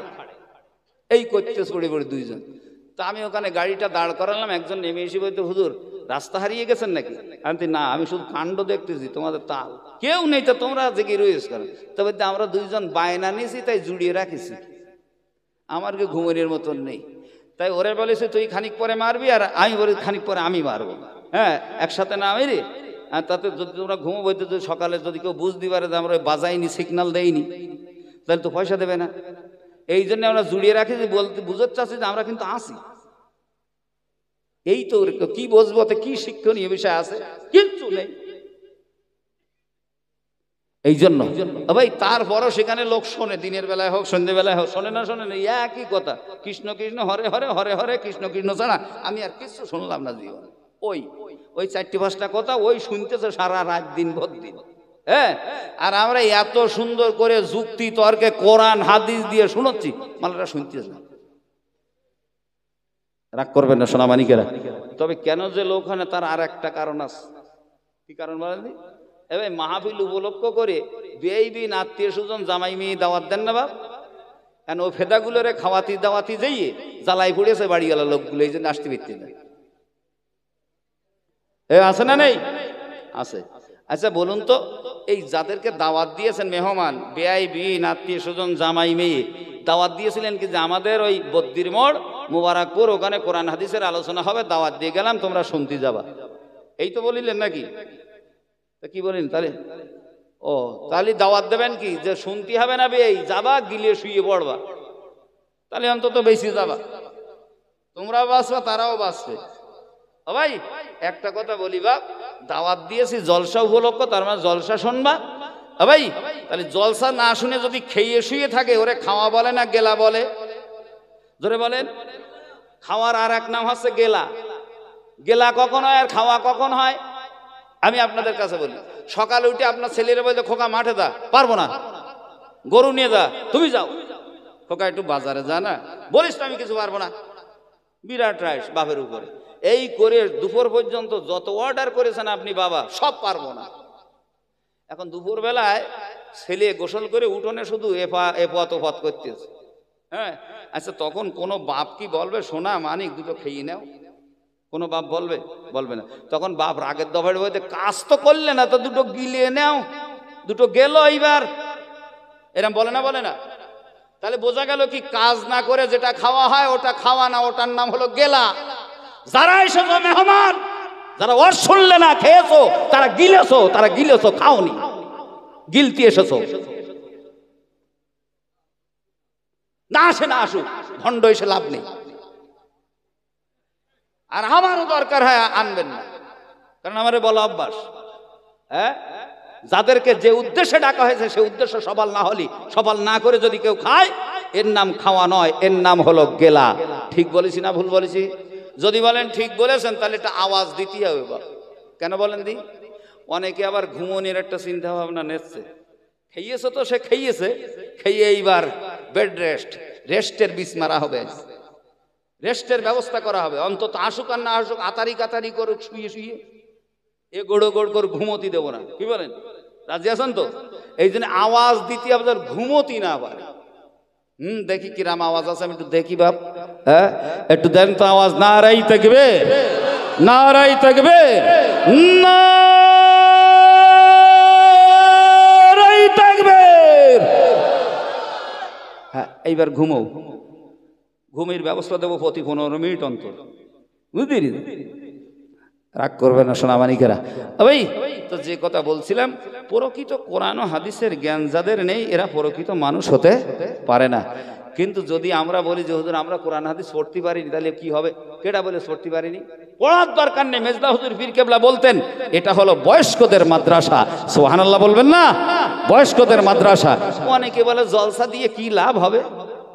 জলসা দিয়ে লাভ আছে না? নেই? আছে, তবে সবার জন্য না হতে পারে। যারা সত্যিকারে লাভের আশায় বসে তারা লাভবান হয়ে যায়। ভাই, সত্যিকারে কোরআন হাদিসের জ্ঞান যারা গ্রহণ করতে চায় না, শুনতে চায় না, বুঝতে চায় না, এরা যে অমানুষ থেকেই যায়। আমি তার বাস্তবে একটা গল্প ঘটনা আপনাদের কাছে করি। পৃথিবীতে আল্লাহর পরে জ্ঞানী ছিলেন আমার দয়ার নবী। কে ছিলেন? যারা বলে নবীর চাইতে আল্লাহর পরে জ্ঞানী কোনো ব্যক্তি পৃথিবীতে ছিল না, নেই, আসবে না। কিন্তু নবীর পরে এক ব্যক্তি সব থেকে জ্ঞানী ছিল, নাম হলো আবু জাহেল। কি নাম? আবু জাহেল হলো নবীর পরের জ্ঞানী। তার মতন জ্ঞানী ব্যক্তি ছিল না, আজও নেই, কিয়ামতের আগেও জন্ম নেবে না। এত জ্ঞান আল্লাহ তাকে দিয়েছিল, যার কারণে বিশ্ববাসী তাকে আবুল হাকাম বলে ডাকতো। আবু জাহেল নামটা তো পরে এসেছে। হ্যাঁ, তার আগের নামটা ছিল আবুল হাকাম, তার আগে ছিল আমর ইবনুল হিসাম। তো এই আবুল হাকাম মানে জ্ঞানীর পিতা। আবুল হাকামের বাংলা অর্থ কি? জ্ঞানীর পিতা। এই উপাধিটা পাওয়া কি চারটিখানি ব্যাপার? সারা বিশ্ববাসী তাকে জ্ঞানীর পিতা বলে ডাকতো, আবুল হাকাম। আল্লাহ নবী কলেমার দাওয়াত, দিনের দাওয়াত দিলেন। কোরআনের কথা যখন বললেন, আবু জাহেল তা গ্রহণ করলো না। আল্লাহ নবী ডাক দিয়া বলছে, সাহাবারা শোনো, যদি লোকটা প্রকৃত জ্ঞানের বাবা হতো, প্রকৃত লোকটা যদি জ্ঞানীর বাবা হতো, জ্ঞানের বাবা যদি হতো, অবশ্যই তার জ্ঞান দ্বারা সত্য কোরআনকে সে চিনে নিতে পারত। কিন্তু যেই জ্ঞান দ্বারা কোরআন চিনল না, কোরআনকে বুঝতে পারল না, তাহলে বোঝা গেল এই লোকটা জ্ঞানীর বাবা হতে পারে না। এই লোকটার নাম হলো আবু জাহেল, মূর্খের বাবা। ওই দিন থেকে আবু জাহেল নাম হয়েছে। এ ঘটনার দ্বারা প্রমাণিত হয়, শিক্ষিত হয়ে যদি কোনো ব্যক্তি কোরআন যদি না বোঝে, সে লোকটাও কিন্তু আবু জাহেলের মতন মূর্খের বাবা। যে জ্ঞান দ্বারা কোরআন বোঝা যায় না, কোরআন বুঝতে চায় না, এ জ্ঞানী লোকটা মূর্খের বাবা। এ ঘটনা দ্বারা প্রমাণিত। ভাইয়ের আমার, কত বড় ভণ্ড মূর্খ ছিল আবু জাহেল। নবীদের কাছে একদিন এসেছে খুরমা খেজুর পোড়াইয়া, ছাই ভস্য করিয়া নবীদের কাছে এসে হাজির হয়ে গেছে। ডাক দিয়া বলে, মুহাম্মদ, আমি একজন বিশ্ববিখ্যাত জ্ঞানী, আমার নাম হলো আবুল হাকাম, এই জন্য তোমার কাছে মুসলমান হবার জন্য এসেছি। তবে আমি এত বড় জ্ঞানী মানুষ, মূর্খ মানুষকে নবী বলে সহজে মানতে পারি না। আমি একটু যাচাই বাছাই করে তারপরে তোমাকে নবী বলে মেনে নিব। আমি মূর্খ সূর্খ মানুষের হাতে এমন করে চাষা ভূষরা যেমন তোমার হাতে হাত দিয়া কলেমা পড়ে মুসলমান হইতেছে, আমি তোমার হাতে হাত দিয়া মুসলমান হতে চাই না। আমি আগে যাচাই বাছাই করে দেখব তুমি নবী কি নবী না, কারণ আমি জানি তুমি জীবনে লেখাপড়া শেখো নাই। মূর্খ, নাউজুবিল্লাহ। আল্লাহ নবী ডাক দিয়া বলে, জগৎবাসী শোনো, আবু জাহেল আমারে মূর্খ কয়, কিন্তু তোমরা শুনে রেখে দাও, আনা বুইস্তুকুম মুআল্লিমান, আল্লাহ আমাকে গোটা বিশ্ববাসীর জন্য শিক্ষক হিসাবে প্রেরণ করেছে। জোরে জোরে বলেন সুবহানাল্লাহ, নারায়ে তাকবীর। যিনি শিক্ষক হয় তিনি মূর্খ হয়? তবে দুনিয়ার কোন শিক্ষকের কাছ থেকে তিনি শিক্ষা অর্জন করেননি, স্বয়ং শিখাইছে জিব্রাইলের মাধ্যমে স্বয়ং মহান আল্লাহ। জোরে বলা যাবে না সুবহানাল্লাহ? আবু জাহেল কয় তুমি মূর্খ, আর আল্লাহ কয় না তুমি হলে সমস্ত জাতির জন্য, সমস্ত সৃষ্টির জন্য তুমি শিক্ষক। আবু জাহেল ডাক দিয়া বলছে একটু যাচাই বাছাই করে লেই। কি যাচাই করবা? বলে আমার হাতের ভিতরে খেজুর পোড়ানো, খোরমা পোড়ানো ছাই, এই ছাই দিয়ে যদি গাছ বের করে দিতে পারো মুসলমান হয়ে যাব। আবু জাহেল ডাক দিয়া বলতে ছাই দিয়ে যদি গাছ বের করো খোরমা গাছ, আমি মুসলমান হব। আল্লাহর নবী ডাক দিয়া বলে চাচা ছাই থেকে কখনো খোরমা গাছ হয় নাকি? বলে আমি জানি হয় না, তবে এটাও জানি নবী হলে হয়। কত বড় ভণ্ড দেখেন, যে আমি জানি যে খোরমা পুড়িয়ে ছাই দিয়ে গাছ হবে না, তবে এটাও জানি নবীদের দ্বারা এটা সম্ভব। তুমি যদি নবী হও খোরমা গাছ বের করে দেখাও, আর যদি বের করতে না পারো তাহলে ঝামেলা থেকে আমরা বেঁচে যাব, প্রমাণ হবে তুমি নবী না, তোমার হাত থেকে আমরা বেঁচে যাব। আল্লাহ নবী বিপদে পড়িয়া কান্দে। আল্লাহ কয় হাবিব কানতে হবে না, বিসমিল্লাহ লাগাইয়া ছাইটুকুন তুমি মাটিতে পুঁতে দিবে, কাজটা আমি আল্লাহ করে দেখায়া দিব। দিনের নবী রহমাতুল লিল আলামিন বরকতি আয়াত বিসমিল্লাহ লাগাইয়া খেজুর পোড়ানো, খোরমা পোড়ানো ছাই যেই মাত্র পুঁতে দিয়েছে, সঙ্গে সঙ্গে খোরমা গাছ আবু জাহেলের সামনে দাঁড়িয়ে গেছে। আরো জোরে বলেন ভাইয়ের আমার। আবু জাহেল বলে এতদিন জানতাম ছোট জাদুকর, আজকে বুঝলাম তুমি হলে বড় জাদুকর। আল্লাহ নবী বলেন আমি হলাম পয়গম্বর, মুসলমান হও। বলে নবী হলে হইতাম, আসলে তুমি জাদুকর, এই জন্য মুসলমান হব না। আল্লাহ নবীকে ডাক দিয়া বলছে মোহাম্মদ আমার মন বলে রে, খেজুর পোড়াবার সময় দানা হয়তো ঠিক মতন পড়ি নাই, এই জন্য গাছ বেরিয়ে গেছি। দানাটা হয়তো ঠিকঠাক পুড়িনি, এই জন্য গাছ বেরিয়েছে। আল্লাহ নবী ডাক দিয়া বলতেছে চাচা খেজুর ঠিক মতন পুড়েছে, দানাও ঠিক মতন পুড়ে গেছে, কোনো অস্তিত্ব তার বেঁচে নাই, সব পুড়ে ছাই হয়ে গেছে, কিন্তু গাছ বের করে দেখাইলাম তুমি মুসলমান হবে না। তার একটাই কারণ, তুমি হইলা জাতে বেজুত, এই জন্য তুমি মুসলমান হতে পারবে না, কারণ তুমি জাতে বেজুত। জাতে বেজুত বোঝেন? বোঝেন না? বোঝেন। এবার কচু নামের একটা সবজি আছে না বাপ, মান কচু। এই কচু দুই রকম হয়, সুজুত আর বেজুত। সুজুত কচু দু চার কান কাট দিলে সেদ্ধ হয়ে গলি যায় মোমের মতো, আর বেজুত মাল কচু যদি হয় বাপ, মুবারকপুরি সব কাঠ যদি জ্বালাই দেন ও মালের গায়ে আগুন ধরাতে পারবেন না, ও মাল তত শক্ত হবে। এর নাম হচ্ছে বেজুতির মাল। হ্যাঁ ভাই, তাই রসুল বলতে আসলে তুমি জাতে বেজুত, এই জন্য গাছ দেখালেও তুমি মুসলমান হবে না। মহান আল্লাহ বোঝায় এই আবু জাহেলের মতন বেজুত যারা হবে, এদেরকে তুমি কোরআন হাদিস দিয়ে জীবন ভর যদি সিদ্ধ চালাও, জীবনে এই বেজুত মার্কা মানুষ জীবনে কোনোদিন সঠিক রাস্তায় চলবে না। কোরআন হাদিস দিয়া সারা রাত তুমি যদি এদের বোঝাও, সকাল হলে পরে চায়ের দোকানে যাইয়া এ বুজুতির মানুষগুলো এরা বসে বসে বলবে 17 আছে, 18 আছে, 19 আছে, 22 মাস।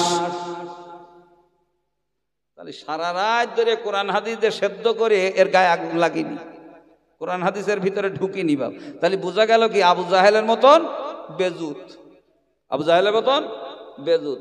এখন সকালবেলায় উঠে যদি দেখেন অশোনার পরে নামাজ পড়তে না, তাহলে বুঝতে হবে আবু জাহেলের মতন বেজুত মার কামাল, এ কোরআন হাদিস ঢুকে না এর ভিতরে, বেজুতির কচু সিদ্ধ হয়নি। এবার ওদের একটু রাগ হচ্ছে, কি সব গুণ আসে ভাই, কিন্তু সুজুত হলে তার ভিতরে সঙ্গে সঙ্গে কোরআন হাদিস কাজ করবে। সুবহানাল্লাহ বলা যাবে না? এই জন্য আমি বলেছি যে মানুষ তৈরি হও, আগে কি হও? মানুষ তৈরি হও, সুজুতির মানুষ, তাহলে কাজ হবে। ভাইয়ের আমার কথাগুলো ঠান্ডা মাথায় বোঝার চেষ্টা করি। এবার আবু জাহেল বাড়িতে চলে গেল, আর একটা খোরমা খেজুর লইয়া তারে সিজার করে দানাটা বের করে রেখেছে। ভাইয়ের আমার সিজার করে দানাটা তুলে নিয়েছে, কারণ আবু জাহেলের ধারণা আগে হয়তো ছাইয়ের ভিতরে অঙ্কুর থেকে গেলেও থাকতে পারে, এই জন্য নিজে হাতে দানাটারে তুলে পকেটের ভিতরে রাখিয়া শুধু শ্বাসটুকু নিয়ে গেছে নবীর দরবারে, ডাক দিয়া বলে, মোহাম্মদ খেজুর আনছি, খেজুর। ও মোহাম্মদ, আগে তো ছাই আনছিলেন, এবার খেজুর আনছি, ডাইরেক্ট খেজুর। এইটা দিয়ে যদি খুরমা গাছ বেরোয় যায়, আমি কথা দিলাম মুসলমান হয়ে যাব। নবী চিন্তা করে, আহারে খেজুর দিয়ে গাছ বের করা তেমন কোনো ব্যাপার না, এটা সহজ ব্যাপার, কিন্তু আগে ছাই দিয়ে বের করলাম বিরাট কঠিন ব্যাপার, এখন সহজটারে কেন কয়? আল্লাহ নবীর কাছে জিবরাইল আসিয়া কানে কানে ডাক দিয়া বলে, হুজুর ভণ্ডরে চিনতে পারেন নাই? ওই যে আপনার চাচা বড় ভণ্ড, ওই যে খেজুরটা এনেছে ওর ভিতরে দানা রাখি নাই। ভাইয়ের আমার, জিবরাইল খবর দিল, আল্লাহ নবী ডাক দিয়া বলে, চাচা চিটারি সব জায়গায় করলেও মুহাম্মাদের কাছে চিটারি করা যায় না, তুমি যে খেজুর দেখাও ওর ভিতরে তো দানা নাই। এ দানা নাই তো তুই বুঝলি কি করি? তাই তো জিবরাইল বলিস, তো সে আবার কেডা রে? জিবরাইল কেডা? হ্যাঁ, এর ভিতরে দানা বের করেছি, কেউ জানে না, তো জিবরাইল এসে বলে যে কেডা সে? আল্লাহর ফেরেশতা বলতে, তা বলি ঠিক বলিয়েছে, এই যে যদি বের করতে পারিস তো ভালো, মুসলমান হব, নইলে দাওয়াত বন্ধ করো। আল্লাহ নবী আবারও বিসমিল্লাহ বলিয়া যেই মাত্র খেজুরের শ্বাসটুকুন পুঁতে দিয়েছে, বাবা আবু জাহেলের সামনে বিরাট আকারের খোরমা গাছ দাঁড়াইয়া অজস্র পরিমাণ খোরমা নিয়ে দাঁড়িয়ে আছে। জোরে চিল্লা বলে সুবহানাল্লাহ, নারাই তাকবীর। ভাই, আমরা তো ওয়াজ শোনাই, কিন্তু রসুল আবু জাহেলকে ওয়াজ শোনালো না দেখালো?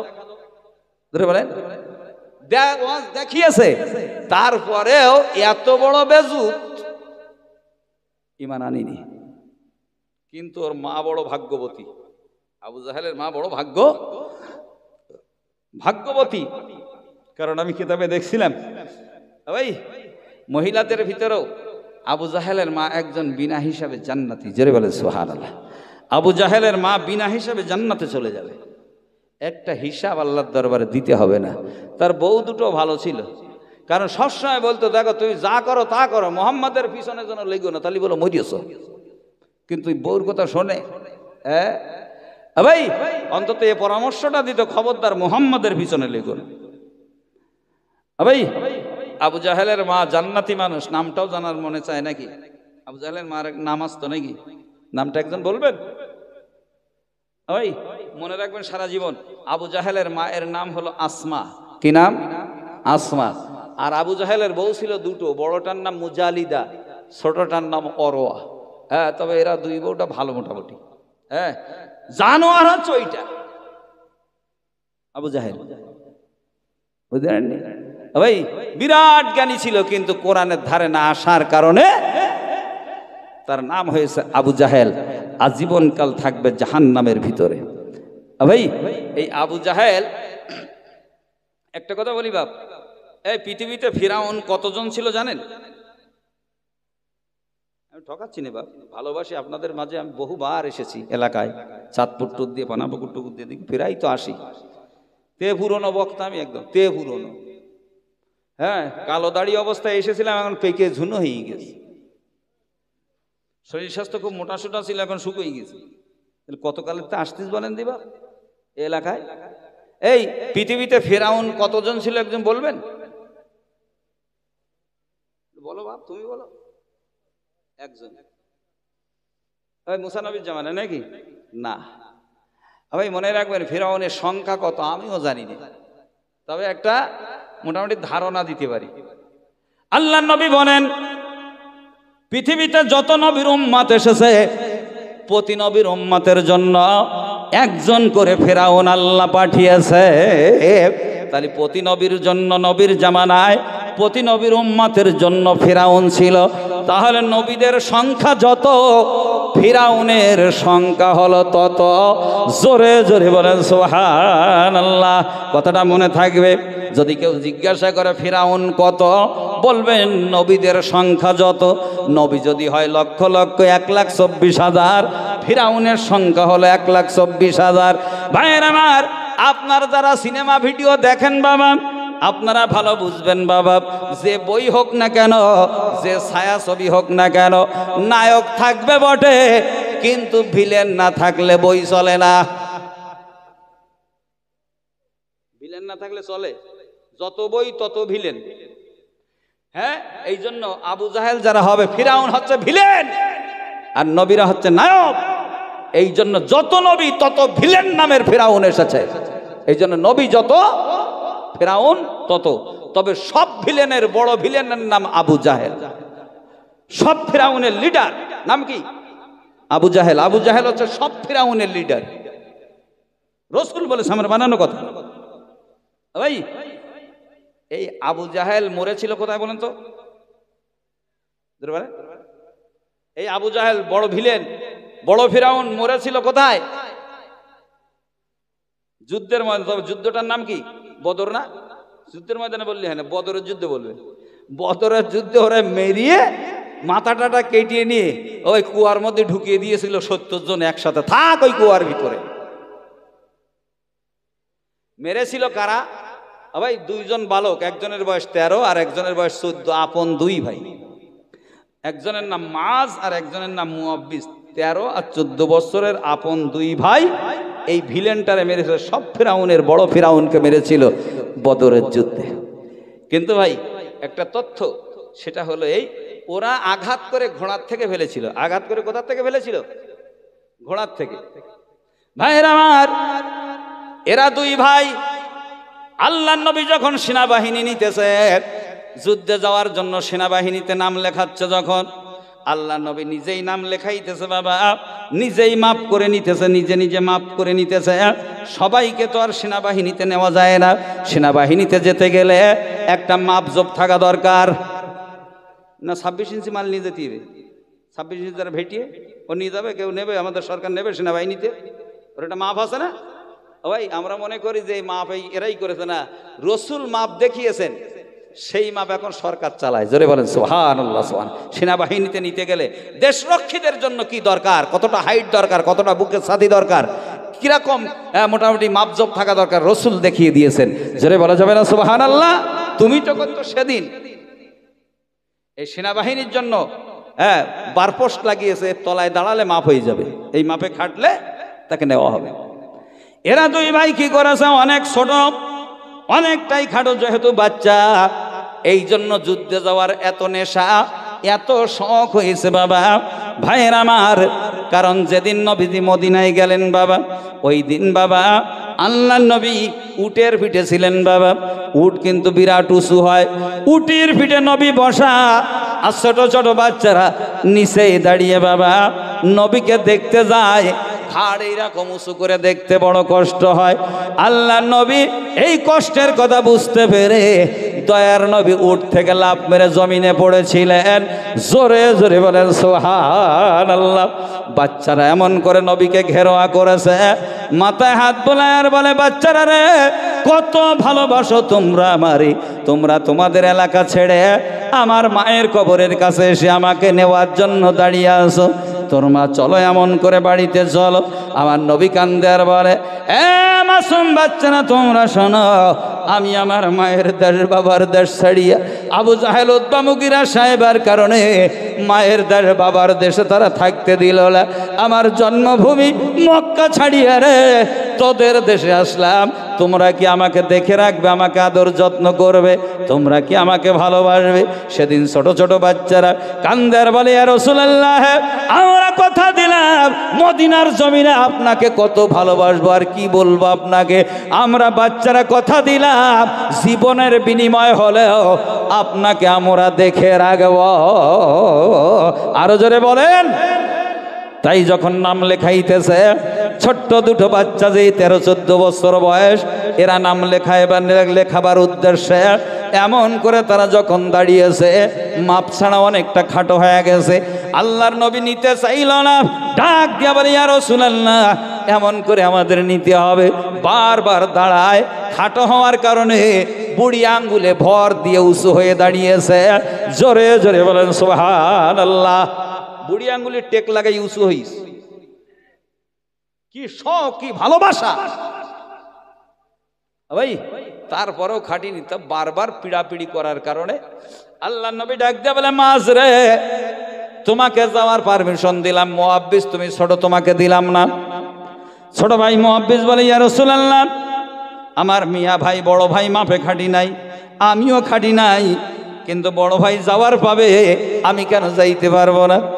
আমার নবী ডাক দিয়ে বলে, মুআব্বিস, তুলনামূলকভাবে তোমার বড় ভাইয়ের গায়ে ক্ষমতা তোমার তুলনায় একটু বেশি, এই জন্য যাওয়ার অনুমতি দিলাম, তোমাকে যাওয়ার অনুমতি দিলাম না।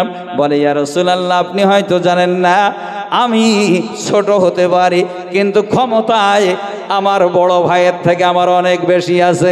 যদি বিশ্বাস না করেন, একটু কুস্তি করে দেখেন, একটু কুস্তি লড়াই করে দেখে নেন, আমি আমার বড় ভাইকে হারিয়ে দিতে পারি, এত ক্ষমতা আল্লাহ আমাকে দিয়েছে। আল্লাহর নবী বললেন, ঠিক আছে, আমার সামনে তোমরা কুস্তি লড়ো।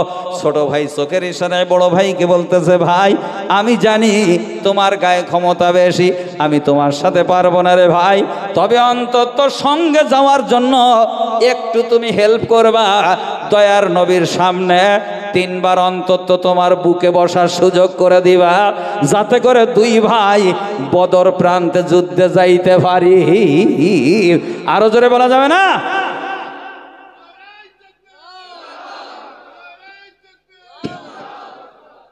আর আমরা হলি যদি বলতো যে ফজরের সময় মাপ নেওয়া হবে, তা কত যুবক যে শ্বশুর বাড়ি যেয়ে শুয়ে থাকতো এই রাত্রি পায়ে হেঁটিয়ে, কারণ সকালবেলায় নামাজে গেলেই তো ধরা পড়ি দেবো।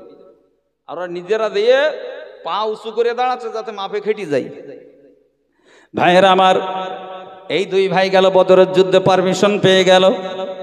ভাইয়েরা আমার, পারমিশন পাওয়ার পরে বদরের যুদ্ধে যাইয়া, মাঠে যাইয়া, আব্দুর রহমান ইবনে আওফ, জানার বাড়ি ছিল মক্কা নগরী, নবীর সঙ্গে হিজরত করে চলে গেছিলেন। বাবা, নবী যাওয়ার কারণে আব্দুর রহমান ইবনে আওফ তিনিও হিজরত করে গেলেন, বাড়ি ছিল মক্কায়। মক্কার মানুষেরা মক্কার মানুষদের চেনে, কিন্তু বাচ্চা 2টা তো মদিনার বাচ্চা, মক্কার মানুষদের তো কারো চেনে না। এই জন্য আব্দুর রহমান ইবনে আওফের কাছে যাইয়া ডাক দিয়া বলে, চাচা, শুনলাম আবু জাহেল মার্কা লোকটা নাকি আমার নবীরে বড় আঘাত করেছে, বড় কষ্ট দিয়েছি, মায়ের দেশ বাবার দেশ থেকে তাড়িয়ে দিয়েছে, শুনলাম সে হলো আবু জাহেল। চাচা, আমরা চিনি না, অন্তত একটু দেখিয়ে দেবেন কি কে সেই আবু জাহেলটা, আমরা দেখতে চাই। আব্দুর রহমান ডাক দিয়া বলে, দেখে কি করবা? বলে, একটাবার দেখাই দেন, আমরা কি করব বলবো না, আপনি নিজের চোখে দেখতে পাবেন। যেই বলেছে বাবা, আব্দুর রহমান ইবনে আওফ বলতেছে, ওই যে সাদা ঘোড়া দেখো, সবচাইতে উঁচু ঘোড়ার উপরে শামিয়ানা লাগানো রয়েছে, ওই ঘোড়ার পিঠে যে লোকটা বসা, ওইটাই হলো মিস্টার আবু জাহেল। ওই যে ঘাড় লম্বা মাল, ওইটাই হলো আবু জাহেল। শোনার সাথে সাথে বড় ভাই মাস ছোট ভাই মুআব্বিসকে বলতেছে, পিছনটা শুধু শেভ করবা, পিছন দিক দিয়ে যেন কেউ মারতে না পারে। এইভাবে বলিয়া বাঁশ পাখির মতন দৌড়াইতেছে তাকবীর ধ্বনি দিয়া। বাবা, সামনে যেটা আসে কচু কাটা করে, পিছন দিয়ে যেটা আসে মুআব্বিস সেগুলো গাট করে। বাবা, এইভাবে একটানা দৌড়াইয়া আবু জাহেলের কাছে যাইয়া নারাই তাকবীর ধ্বনি দিয়া একটা আঘাতে ঘোড়ার পিঠ থেকে জমিনে ফেলে দিয়েছে। আরো জোরে বলেন। ভাইয়ের আমার, পিছনে দাঁড়িয়ে ছিল আবু জাহেলের ছেলে ইকরামা। কেরে তুই আমার বাবাকে ধরাশায়ী করে দিলি, কেরে তুই? সঙ্গে সঙ্গে তলোয়ার দিয়ে আঘাত করেছে, মাঝের বাম হাতটা কাটিয়া বগলের চামড়ায় ঝুলে গেছে। বাবা, ওই অবস্থায় চলতেছে যুদ্ধ জিহাদ। ভাইয়েরা আমার, ঝুলন্ত হাতটা নিয়ে চলাফেরা করতে বড় ডিস্টার্ব হয়।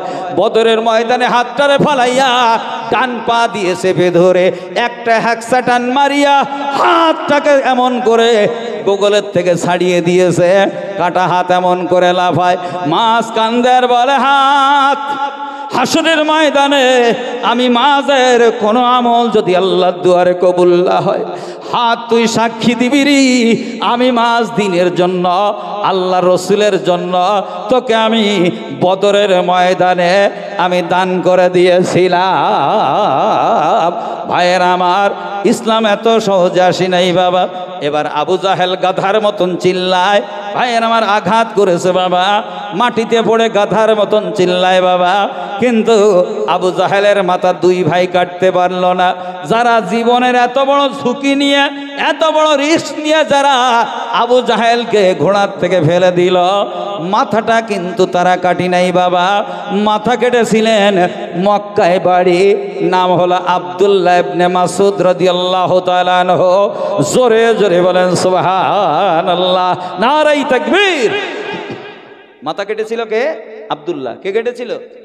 আব্দুল্লাহ ইবনে মাসউদ, যিনি বহু হাদিস বর্ণনা করেছেন। আব্দুল্লাহ ইবনে মাসউদ রাদিয়াল্লাহু তাআলা আনহু ভাই ছিলেন গোলাম বংশের মানুষ, নিচু বংশের মানুষ, মানে গোলাম বংশ ভাই।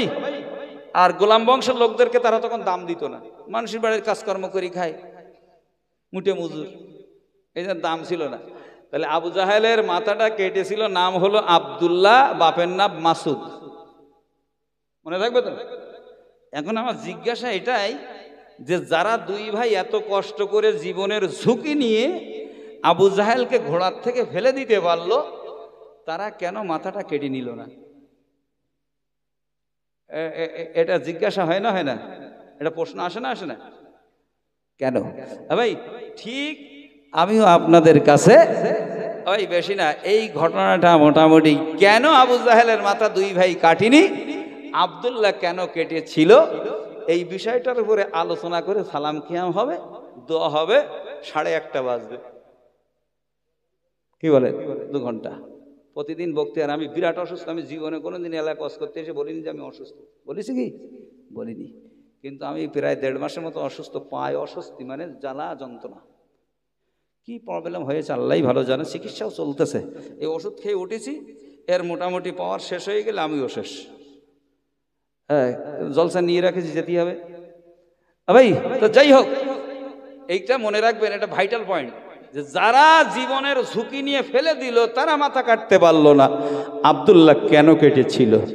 জবাবটা শুনুন ভাইয়ের আমার। কোরআনে কারিমের ভিতরে একটা সূরা রয়েছে, 114টার ভিতরে একটা, যেই সূরাটা আল্লাহর বরকতি নাম দিয়ে শুরু হয়েছে বাবা।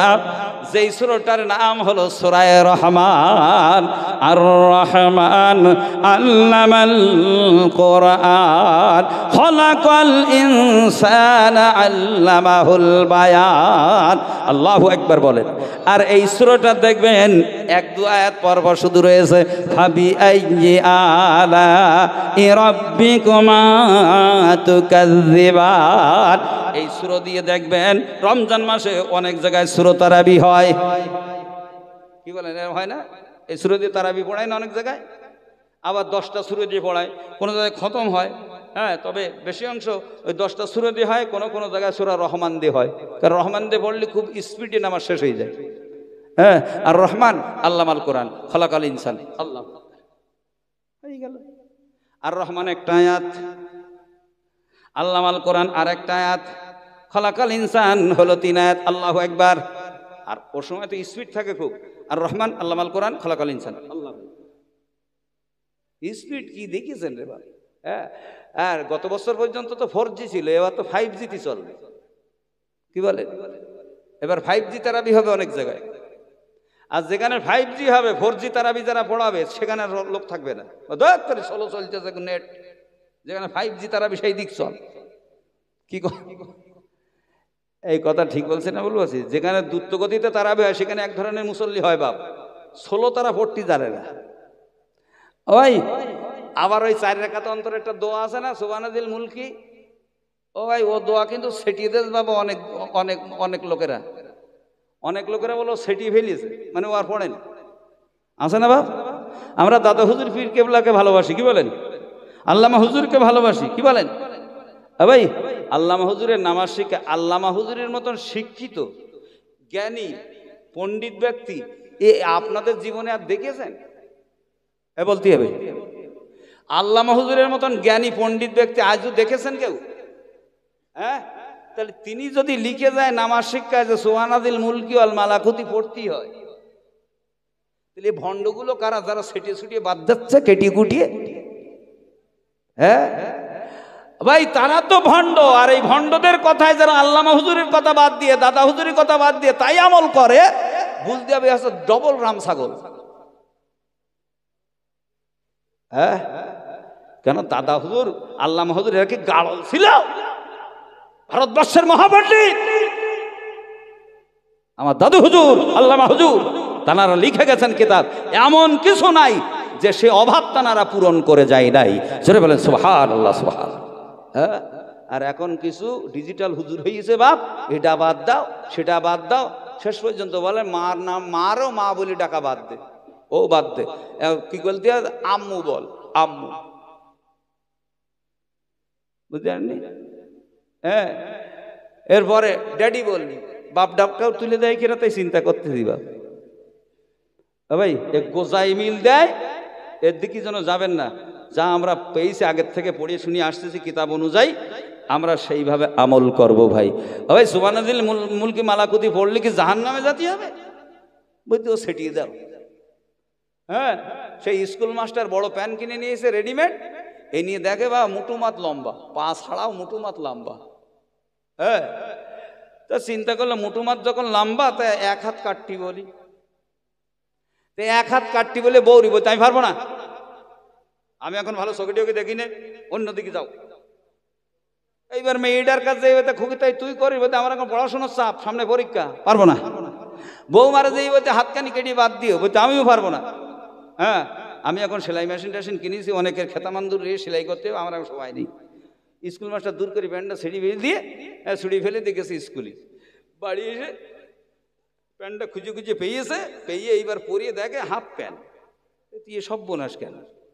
তো বউটা ডেকে হতে কি খবর রে? তা বলতে সেই তুমি চলে যাওয়ার পরে চিন্তা করলাম স্বামী আমার অমান্য করলে অসুবিধে, স্বামীর পাত তলায় জান্নাত, তা আমি এক হাত কেটে বাদ দিছি।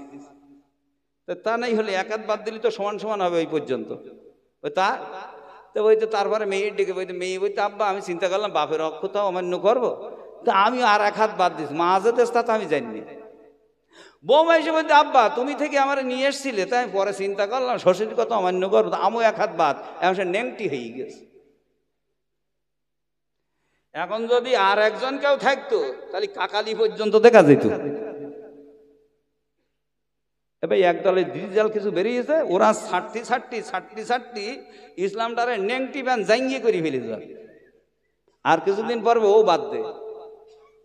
হ্যাঁ, এই জন্য দাদা হুজুর আল্লামা হুজুর যে মতপথ আমাদের দিয়ে গেছে, ইমাম আজম আবু হানিফা রাহমাতুল্লাহ আলাইহি মাযহাবের মাসলাকের লোক আমরা কিন্তু ধাইন্দেল মাযহাবের লোক না, আমরা কিন্তু মাযহাব ব্যতিরিক লোক না, আমরা আহলে সুন্নাত ওয়াল জামাত। আর দুনিয়ার সমস্ত আলেমের ঐক্যমত, চার মাযহাবের লোক হলো একমাত্র সুন্নাত ওয়াল জামাত। যারা মাযহাব মানে না তারা সুন্নাত ওয়াল জামাতের কেউ না, বরং তারা দুশমন। কথা বোঝা যায়নি? ওই যদি বলে না আমরা পুরো কোরআন হাদিস মেনে চলি, বলবেন তাহলে এই 11,000 লাইনটা নিবি তোর বাপের বাড়ি, ট্রান্সমিটার হয়ে 220 নিছিস কেন? ডাইরেক্ট 11,000 মার নিলি তো তুইও থাকবি না, কোনো হাদিসও থাকবে না, কিছুই থাকবে না। কি বলেন? ওখান থেকে তো নেওয়া যাবে না। এই জন্য ভাই কোরআন আর হাদিস হলো এমন করে 33,000 ভোল্ট, 11,000 ভোল্ট, ওখান থেকে নিলে তুমি বাঁচবা না। এই জন্য সেখান থেকে তার নামিয়েছে মাযহাবের ইমামগণেরা। সুবহানাল্লাহ বলবেন না? তুমি ডাইরেক্ট মারতে যাচ্ছ কোথায়? হ্যাঁ, এই জন্য চার ইমাম, চার মাযহাব বরহক আমরা মানি। আমরা ইমামে আজম আবু হানিফা মাসলাকের মানুষ, তিনি যে রাস্তা দেখিয়েছেন আমরা সেই রাস্তায় চলি। তোমরা আমাদের কিছু বলো না, আমরা তোমাদের কিছু বলবো না। তুমি তোমার মতো বোঝোকে দাও, আমাদের অত বুঝতে হবে না। হ্যাঁ, হাত কোথায় বাঁধতে হবে না হবে, তোমার আব্বা জন্মের আগে তো আমরা বেঁধে আসতেছি। নাভির নিচে বাঁধতে হবে কি বুকের উপরে বাঁধতে হবে, এটা আমরা তোমার আব্বা জন্মের আগের থেকে, তোমার দাদার জন্মের আগের থেকে চলে আসতেছে। কথা ঠিক বললাম না ভুল বললাম?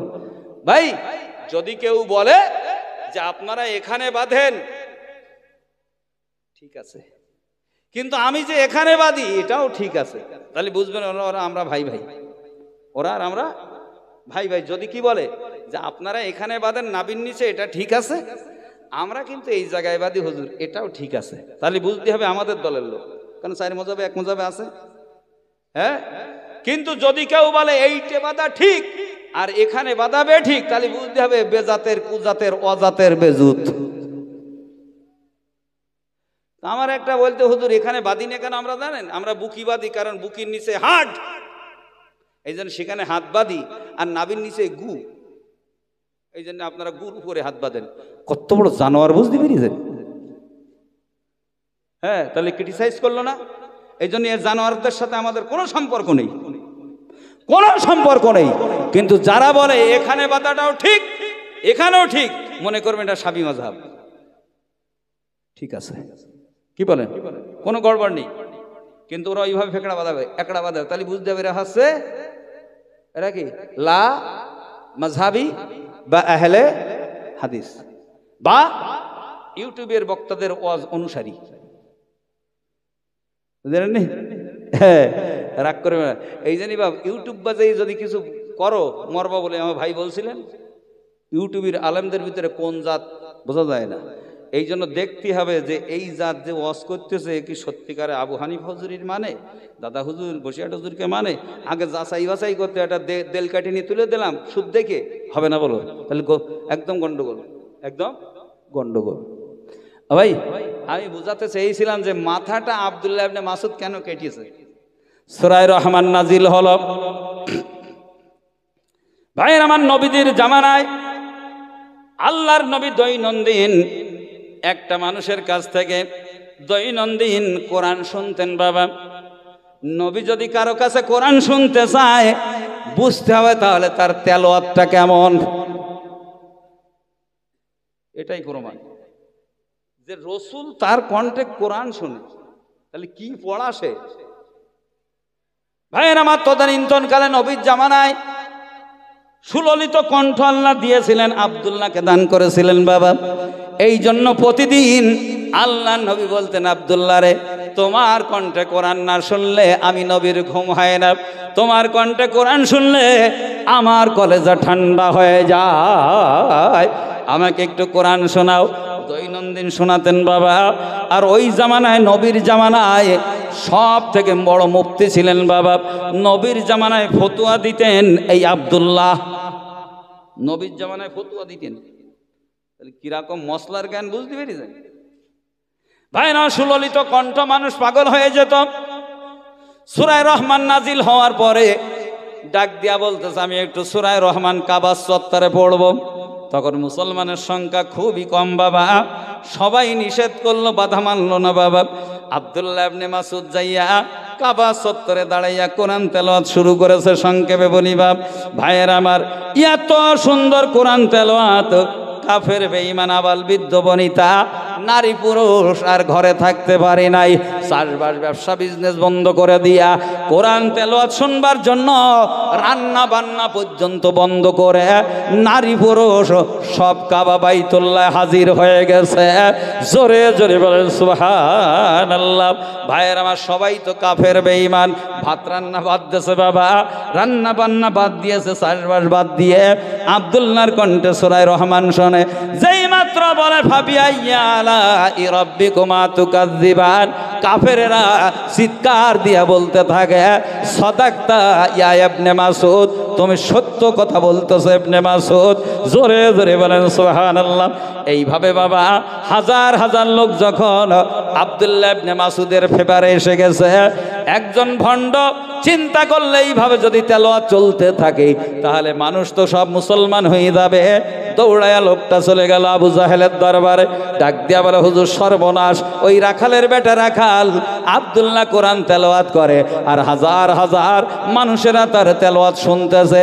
এমন জোয়ার লাইগা গেছে, মন বলতেছে হয়তো আব্দুল্লাহর হাতে কলেমা পড়ে মুসলমান হয়ে যাবে, আপনি একটা ব্যবস্থা নিন। দৌড়ায় আবু জাহেল গেল, কোনো কথা না বলিয়া আব্দুল্লাহ ইবনে মাসউদের গলা টুটি ধরিয়া এমন করে উঁচু করে এত জোরে আঘাত করে দিয়েছে, আষাঢ় মেরে দিয়েছে বাবা। একে আষাঢ়ে আব্দুল্লাহ ইবনে মাসউদের ঠ্যাং ভাঙা গেছে, পা খোড়া হয়ে গেছে বাবা।